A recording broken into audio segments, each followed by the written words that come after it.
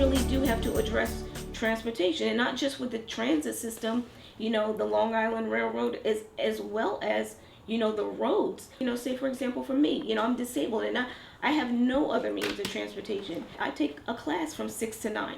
The bus stops running at 8 o'clock. So that means that bus has to come and get me by 7:30, which means that, I don't get to attend my full class at 9 o'clock. Well, how many people know that? On public transportation, because it's something that I've been involved with, including work with Silo.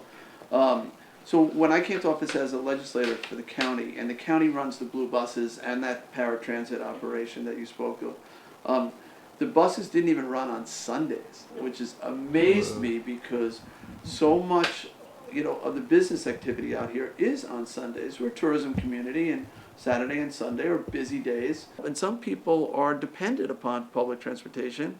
People visually impaired, certainly are dependent. And to be able to either ride the county bus or the paratransit, the SCAT bus, it's making a big difference in people's lives. The bus that serves us, the S92, was the first up and running. And then we added another, we're up to about 12 lines now that are running in Suffolk County of the 50 or so lines that we have. So we're making progress. We have a long way to go. My first class is at 8 o'clock when I was at Suffolk. It would take a good 15 minutes just to get onto Montauk Highway. And this is 8 o'clock in the morning, and it wasn't summertime. This was the winter time. This is what was autumn. So you see the traffic congestion, going back and forth. In the morning it's coming into it's coming out east, and then in the afternoon it's going back out west. A lot of people are getting really frustrated by the traffic and how long it takes, and by the traffic. We all know the back roads, right? A lot of sometimes we don't even bother to see that there's traffic on 27.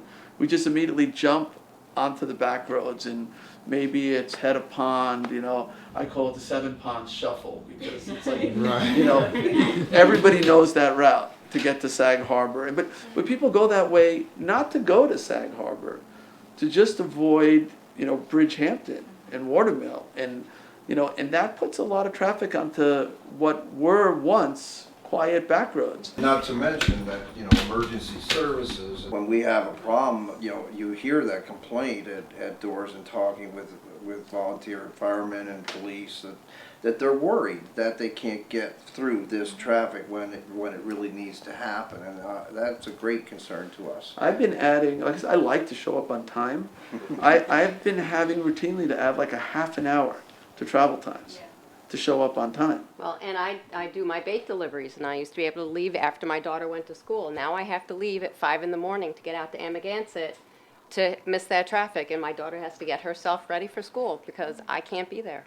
What about they have an HOV lane? What about, because we have 2 lanes coming through, I know the current town supervisor had an idea to turn all the lights green. Really? But the idea was not to turn them green. So I called Anna about this, and the idea was to take the lights, 2 of the lights in particular.